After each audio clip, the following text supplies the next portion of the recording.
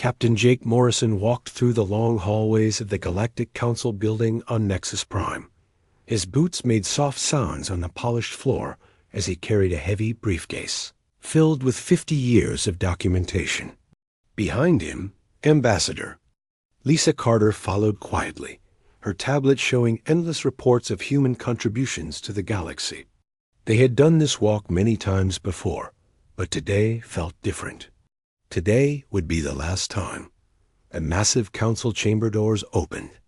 With a quiet hiss, inside, representatives from 47 different alien species sat in their assigned seats, arranged in a complex hierarchy that humanity had never been invited to join. The Zephyrians sat in the highest tier, their crystal bodies catching the artificial sunlight. Below them, the industrial Gorvani lounged in their heavy metal chairs. The delicate Sylvani floated in their environmental bubbles, while the military Draconians stood at attention in their designated area. Jake noticed that most of the aliens were not paying attention. Some were reading personal messages on their devices. Others were having quiet conversations with their neighbors. A few were actually sleeping. This lack of respect was nothing new, but it still bothered him after all these years. High Counselor Veltar, the current leader of the Galactic Council, barely looked up from his own tablet as Jake approached the speaker's podium. The crystalline being's body glowed with its usual calm blue light, showing no interest in what the human had to say. This was typical behavior from the Zephyrians, who considered themselves the most advanced species in the galaxy. Jake cleared his throat and began speaking. His voice was strong and clear, carrying across the chamber, even though he did not shout. Honored members of the Galactic Council, I stand before you today to address the ongoing issue of human participation in galactic governance. A few aliens looked up from their devices, but most continued to ignore him. Jake had expected this reaction. It was the same every time humanity tried to address the Council about important matters. He continued speaking. For 50 years, humanity has served this Council faithfully. We have provided military support during the Outer Rim conflicts, losing 12,000 human soldiers to protect alien worlds. We have shared our medical technology freely, helping to cure diseases that had plagued your species for centuries. We have built infrastructure on 73 different worlds, always at our own expense. Lisa stepped forward and activated a holographic display that showed statistics from the past 5 decades. The numbers were impressive. Humans had built over 200 space stations, trained more than 50,000 alien technicians, and provided disaster relief to countless worlds. They had done all of this while asking for very little in return. Our engineers designed the quantum tunnel network that connects your trade routes, Jake said, pointing to the display. Our doctors developed the universal vaccine that ended the Red Death Plague. Our farmers created the agricultural techniques that feed billions of aliens across the galaxy. Our soldiers have died, protecting worlds we have never even visited. Some of the aliens were now paying attention, but their expressions showed annoyance rather than gratitude. Trade Minister Corvix, a massive Gorvani with metal implants covering half his face, made a dismissive gesture with his clawed hand. Jake felt his patience wearing thin, but he continued. Despite all of these contributions, humanity remains classified as a junior member species. We have no voting rights in major decisions. We cannot propose new legislation. We are not consulted about military actions, even when human forces are expected to participate. When we request basic representation, we are told that we need more time to mature as a species. High Counselor Veltar finally looked up from his tablet, his crystalline form flickering with mild irritation. Captain Morrison, your species has indeed contributed to galactic society. However, you must understand that the Council operates on principles established over thousands of years. Humanity has only been part of galactic civilization for 50 years. This is a very short time by our standards. Jake had heard this argument countless times before, It was always the same excuse. Humanity was too young, too aggressive, too different from the established order.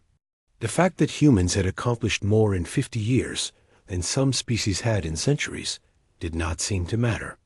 Perhaps in another century or two, when your people have learned to moderate their more aggressive tendencies, we can discuss expanded participation, Veltar continued in his condescending tone. Until then, humanity's current status is appropriate for a developing species. Lisa leaned over and whispered something in Jake's ear.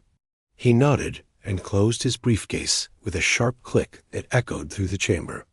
The sound seemed to wake up some of the sleeping delegates.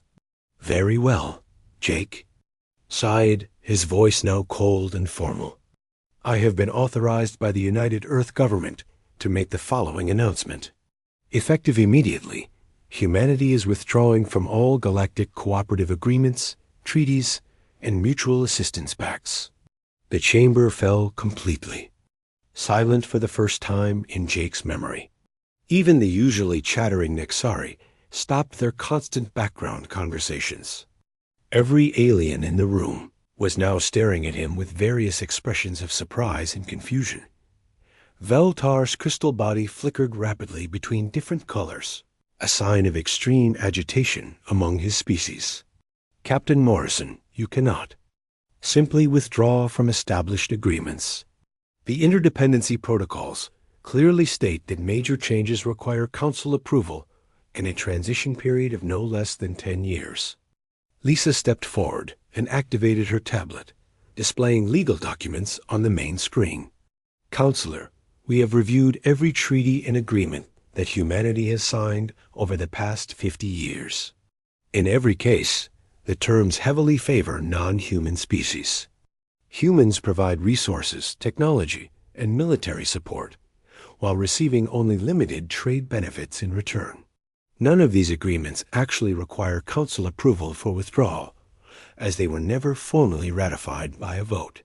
Jake picked up where she left off. "Furthermore, the interdependency you mention flows in only one direction. You depend on us for technology, defense, and resources. We have never depended on you for anything essential to human survival or prosperity." The aliens were now talking loudly among themselves in dozens of different languages. Some sounded angry, others confused, and a few seemed genuinely worried. Jake noticed that several species were frantically checking their own tablets, probably reviewing their agreements with humanity. Admiral Scott Hayes appeared on the main communication screen, broadcasting from Earth orbit.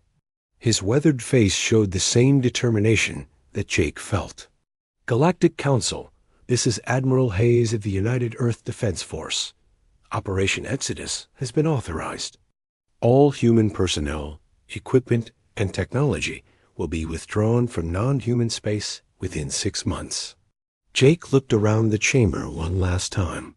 50 years of diplomatic service had led to this moment. 50 years of being treated as junior partners despite doing most of the actual work. 50 years of being told to wait for respect that would never come. "We are going home," he said simply, then turned and walked toward the exit with Lisa beside him. Behind them, the chamber erupted into chaos as the reality of humanity's decision began to sink in. But Jake did not look back. He was done looking back.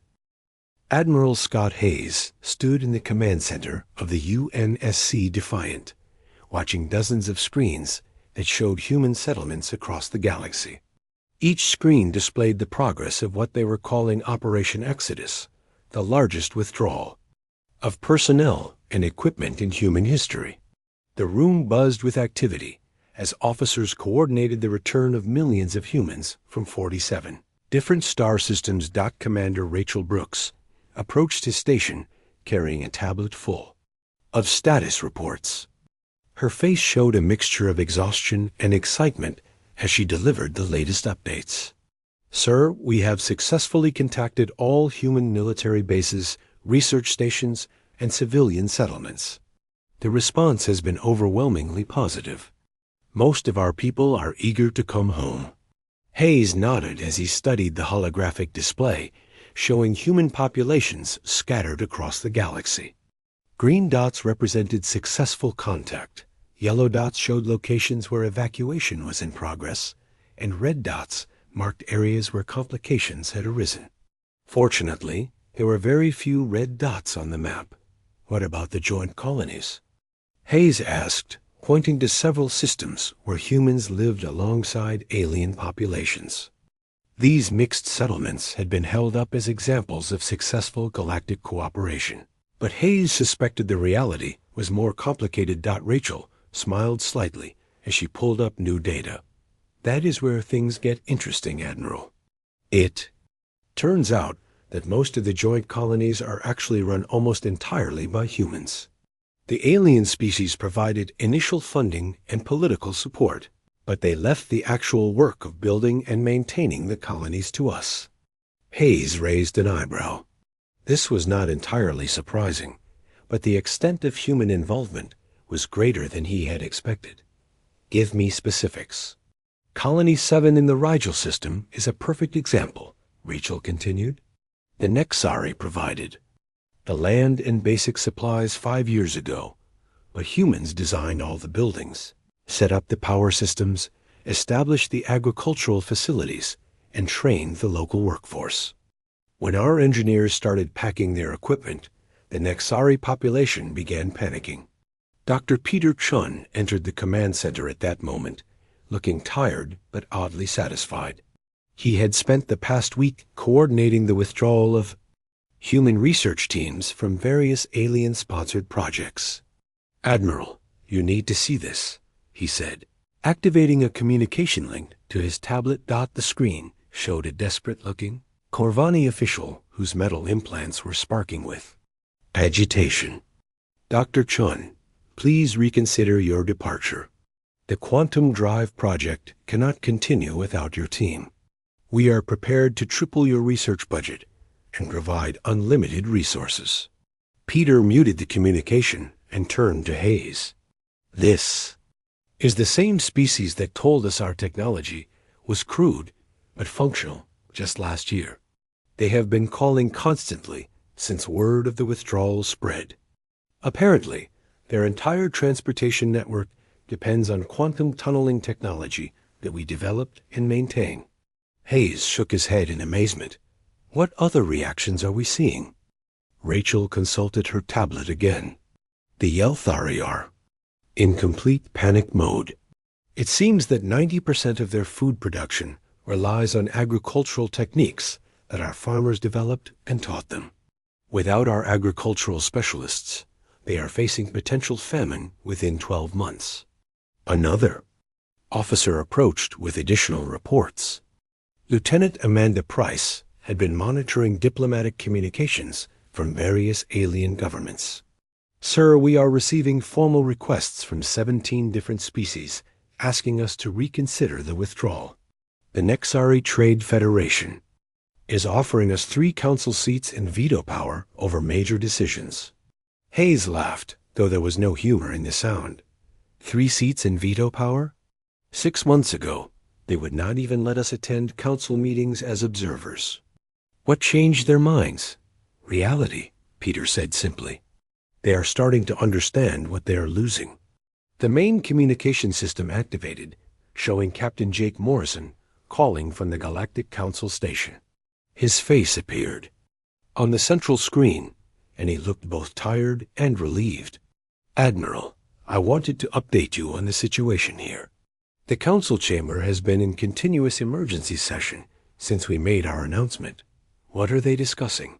Hayes asked. Damage control, mostly, Jake replied.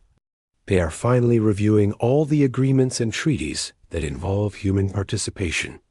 I think they are shocked by what they are finding. Lisa has been sitting in on some of the sessions, and she says several species are facing complete system failures without human support. Rachel stepped forward.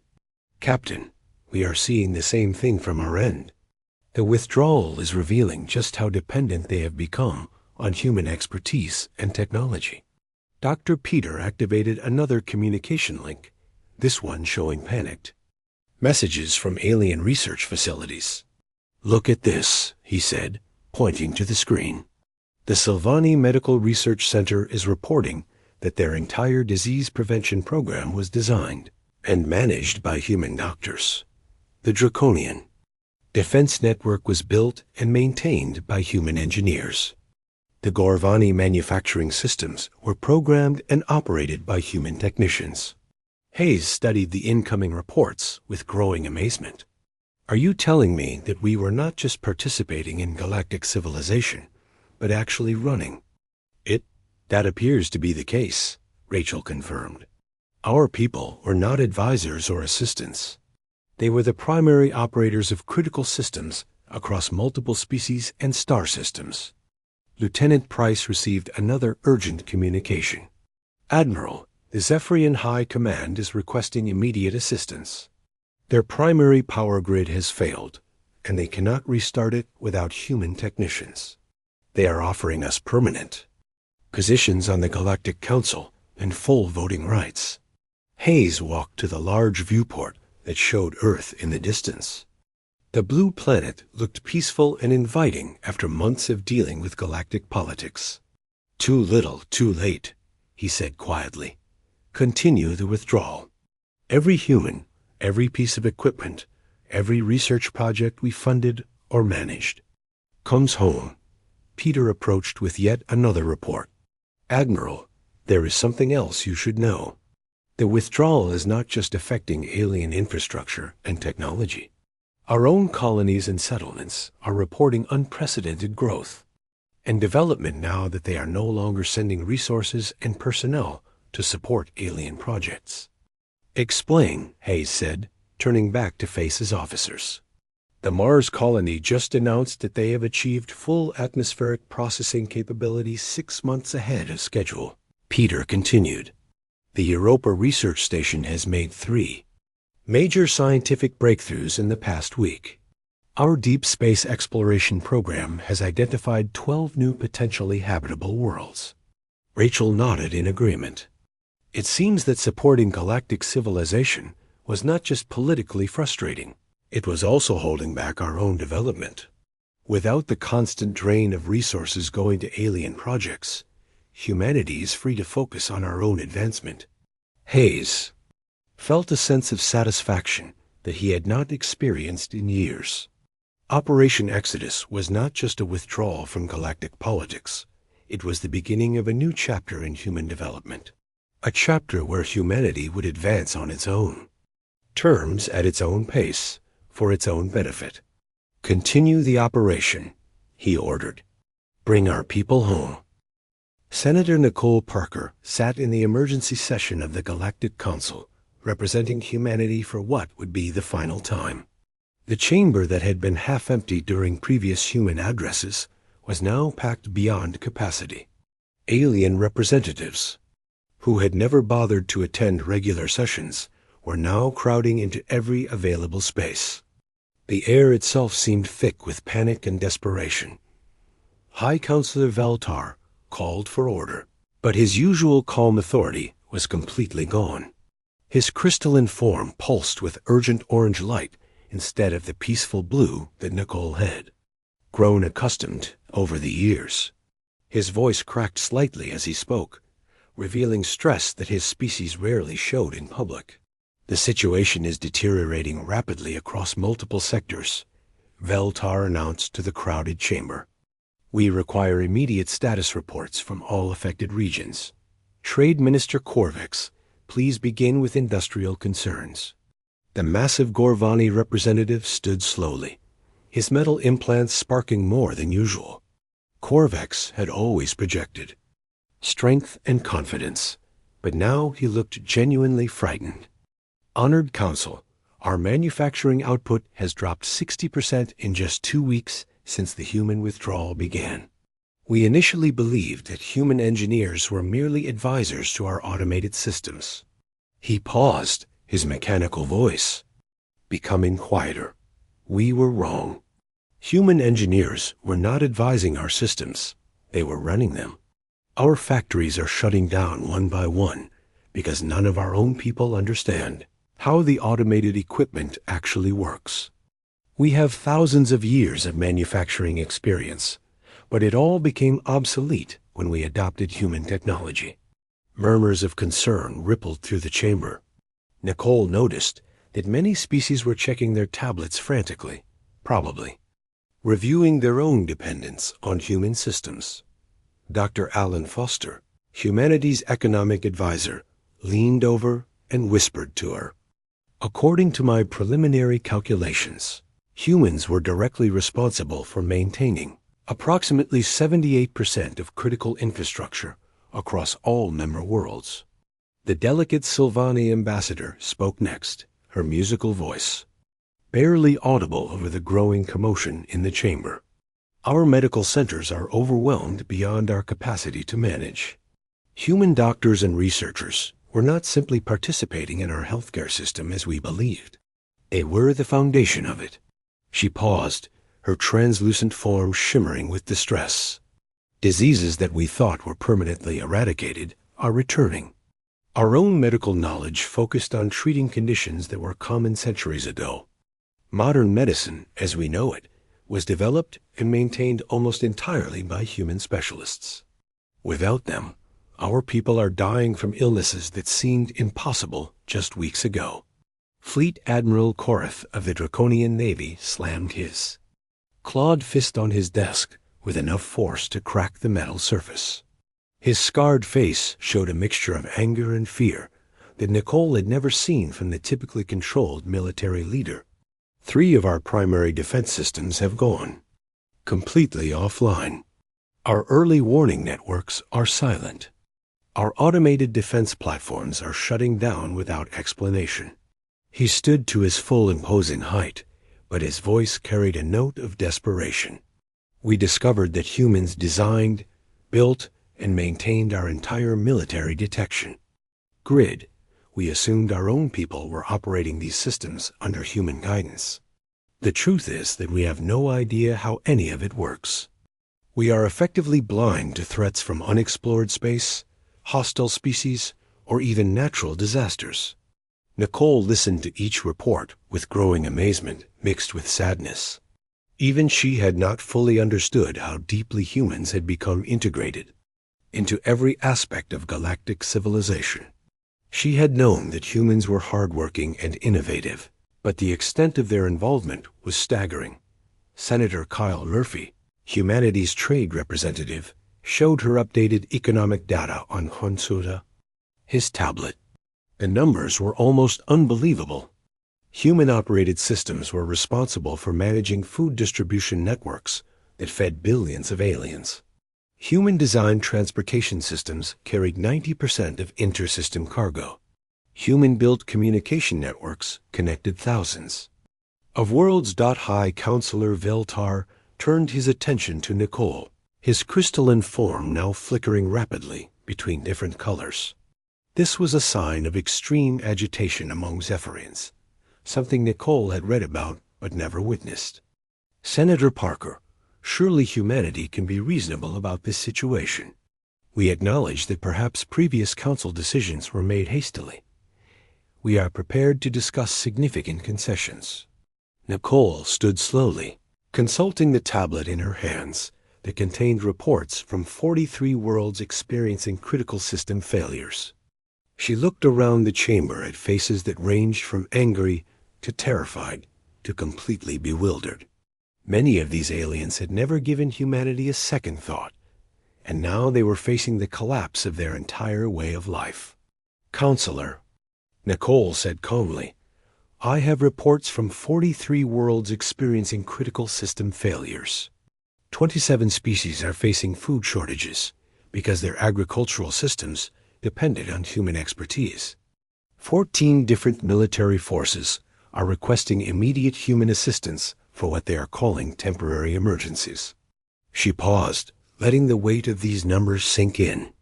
But here is what I find most interesting. These are not concessions we are hearing about.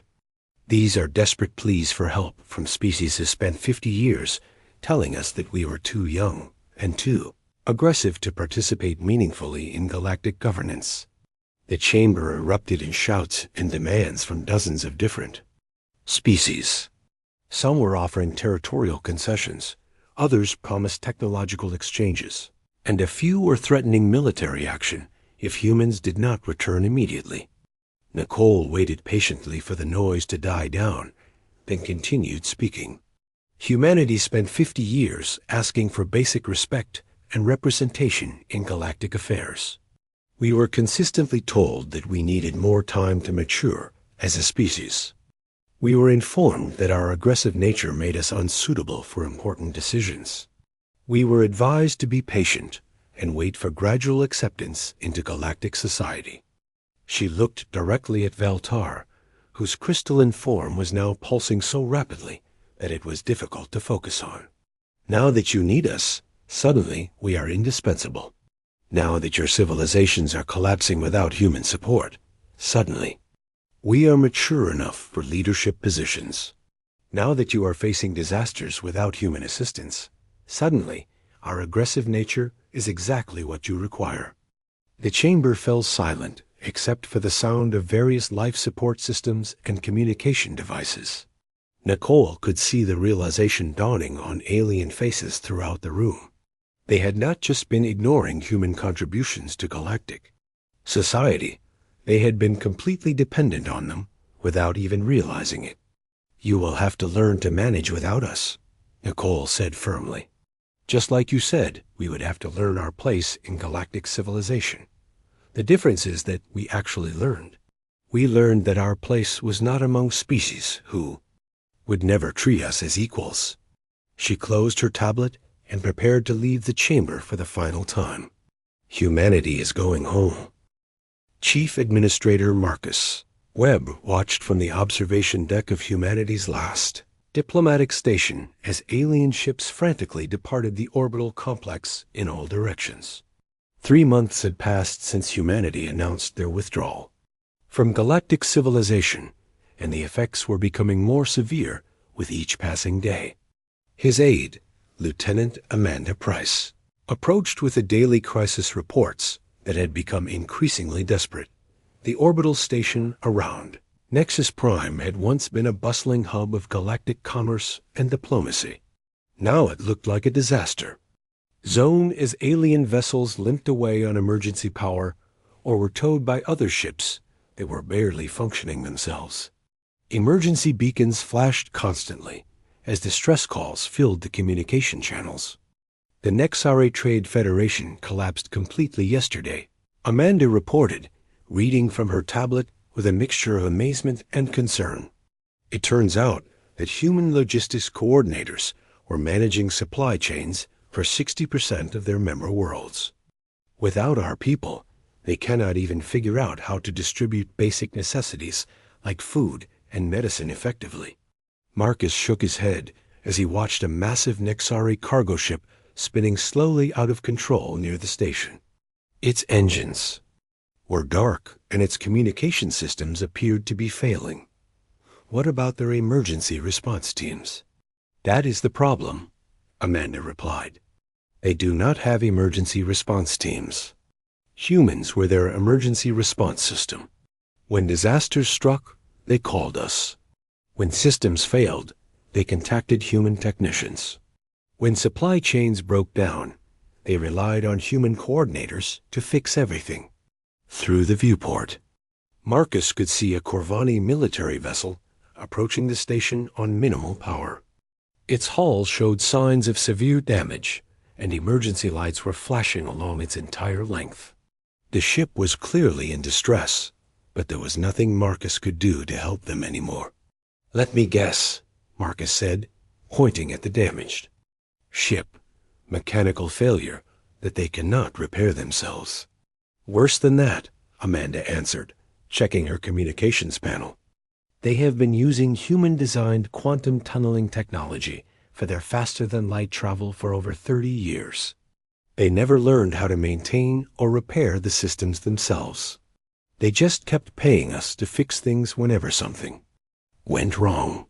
The communication system activated with an urgent transmission. Attention Human Station Omega-7. This is Corvani Fleet Admiral Zefkar, requesting immediate emergency assistance. Our flagship is experiencing critical system failures throughout all primary systems. We have over 10,000 crew members at risk of life support failure within 6 hours.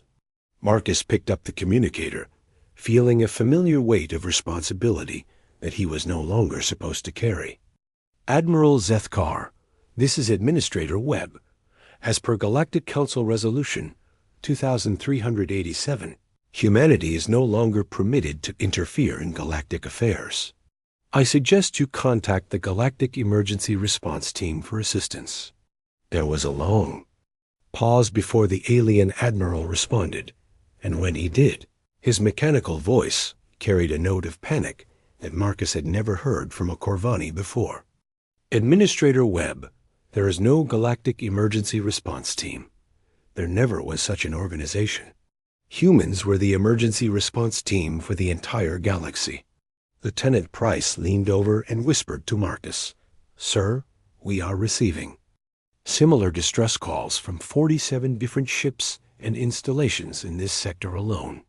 They are all requesting human assistance with systems that we designed, built, or maintained over the past 50 years. Marcus looked at his personal tablet, which showed encrypted messages from Earth and the other human colonies. The news from human space was remarkably different from what he was witnessing here. Without the constant drain of supporting galactic infrastructure and responding to alien emergencies, humanity's own technological development had accelerated.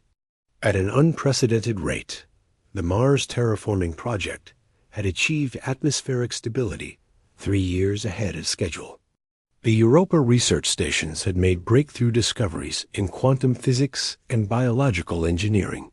Human colonies throughout the Sol system were expanding rapidly and developing new technologies that would have taken decades to create if they had remained focused on galactic affairs. Admiral Zethkar, Marcus said into the communicator, I am uploading technical manuals for emergency life support repairs to your ship's computer systems. These documents should help your engineers perform basic maintenance until you can reach a safe port. But Administrator, our engineers do not understand these systems well enough to perform complex repairs. The Admiral replied desperately. We need human technicians to guide us through the procedures. Marcus felt a pang of sympathy for the aliens who were struggling with technology they had become completely dependent on without understanding. But he also remembered the decades of condescension and dismissal that humanity had endured from these same species. Admiral, humanity spent 50 years trying to teach your people how these systems work. Your governments always preferred to simply hire human specialists rather than train your own people. That was your choice, not ours. Another ship appeared on the station's sensors. This one, a Yelthari colony vessel that was clearly overloaded and struggling to maintain course. Amanda checked the incoming transmission and turned to Marcus with a grim expression. Sir, they are evacuating their outer colonies because they cannot maintain life support systems without human technicians. The Yelthari apparently relied on us for everything from atmospheric processing to waste management. They are trying to move millions of people to their core worlds, but their transportation systems are failing too. Marcus watched as more disabled ships appeared near the station. Some were requesting emergency assistance. Others were simply drifting helplessly through space. A few were attempting to make repairs using the technical manuals that humanity had provided, but their success rate was extremely low. How are the human colonies responding to all of this? Marcus asked, wanting to focus on something positive. Amanda smiled for the first time in days. Sir, the human settlements are reporting unprecedented development rates. The asteroid mining operations have increased production by 400%. The Deep Space Exploration Program has identified 15 new potentially habitable worlds. Research and development projects that were stalled for years due to resource shortages are now making rapid progress. Dr. Jennifer Lopez entered the observation deck at that moment, carrying reports from the scientific communities in human space. Marcus, You should see what our people are accomplishing now, that they are not constantly fixing alien technology and responding to galactic emergencies. She activated a holographic display that showed human technological advancement over the past 3 months. The progress was remarkable. New propulsion systems, advanced artificial intelligence, revolutionary medical treatments, and breakthrough manufacturing techniques were all being developed simultaneously across human space. It seems that our greatest strength was also our greatest weakness in galactic politics, Jennifer continued. We were so busy solving everyone else's problems that we never had time to focus on solving our own challenges and advancing our own civilization. Marcus nodded as he watched another alien ship request emergency assistance. Humanity had learned an important lesson about the difference between being helpful and being taken advantage of. Sometimes the most powerful thing you could do was simply stop doing everything for people who would never appreciate your efforts. Director Kevin Mitchell stood in the rebuilt United Nations headquarters in Geneva, looking out at the bustling city below where construction crews worked day and night on humanity's new deep space exploration facilities. 6 months had passed since the Great Withdrawal from galactic civilization, and Earth had never been more prosperous or technologically advanced. The irony was not lost on him that leaving the galaxy had made humanity stronger than they had ever been, while part of it docked communications. Officer Sarah Davis approached his desk with the latest batch of diplomatic requests from alien governments. The folder she carried was thick with documents, each one more desperate and elaborate than the last. These requests had been arriving daily since the withdrawal began, but their tone had changed dramatically over the past few weeks. The Galactic Council is now offering us permanent leadership positions over all member species in exchange for just sending technical advisors back to restart their critical systems, Sarah reported, setting the folder on Kevin's desk. The Zephyrians are promising us exclusive mining rights to 5 star systems and complete autonomy over our affairs if we will help restore their power grids. Kevin flipped through the offers with a mixture of amusement and sadness. The same species that had spent 50 years telling humanity they were too young and aggressive for meaningful participation were now begging for human leadership. What about the Nixari? They are offering to make Earth the official capital of their entire trade network, Sarah continued.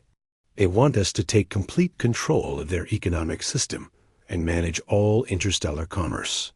They are also promising to pay us 10 times what we earned in the previous 50 years combined.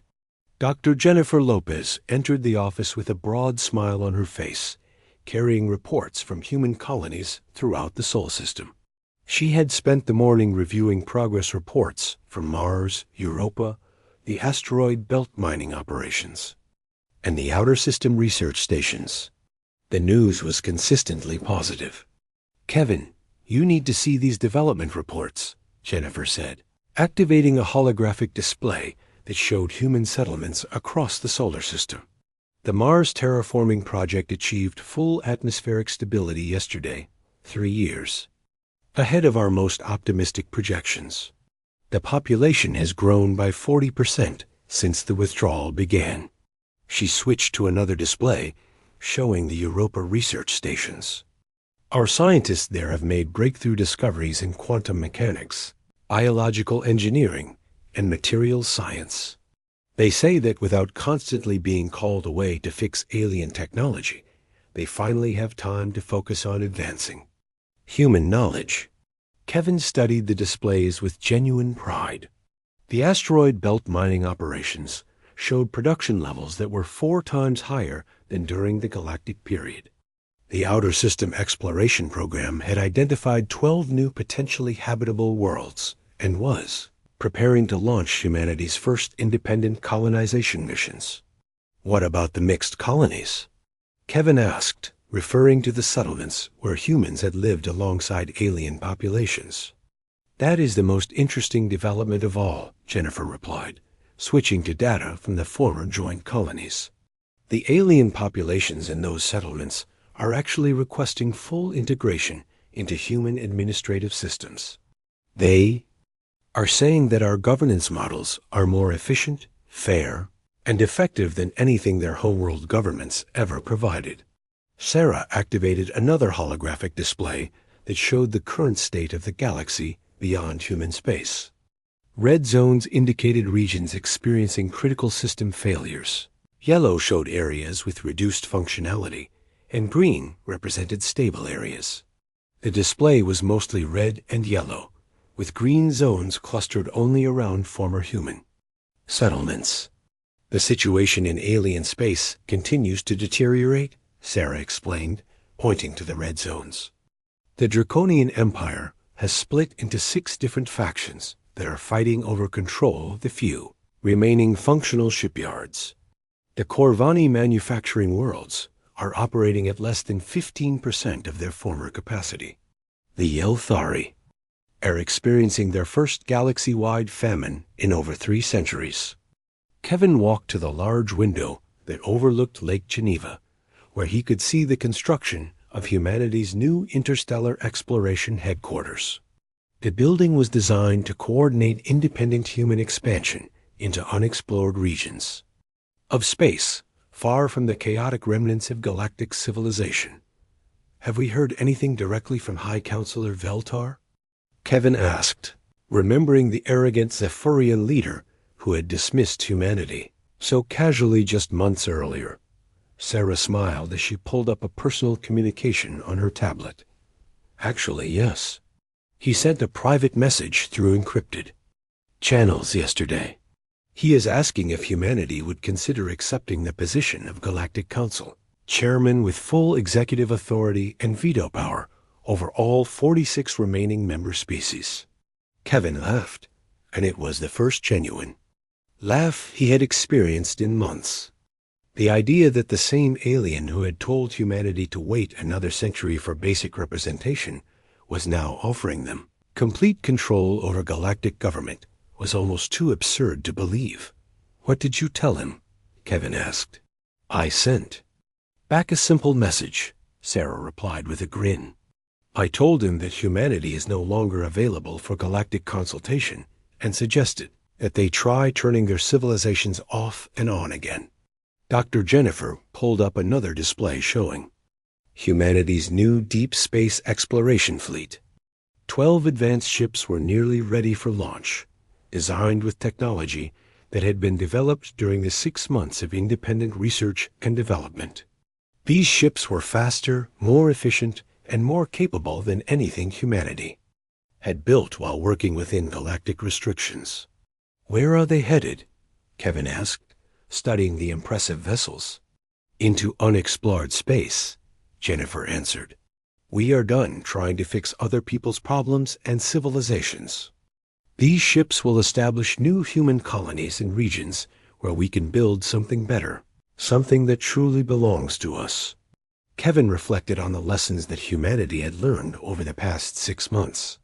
They had discovered that their greatest strength as a species was not their ability to help others, but their ability to adapt, innovate, and thrive independently. The galaxy had taught them that sometimes the most powerful action you could take was simply walking away from situations that did not serve your best interests. As the sun set over Earth's thriving cities, Kevin watched the first ship of humanity's new exploration fleet prepare for departure.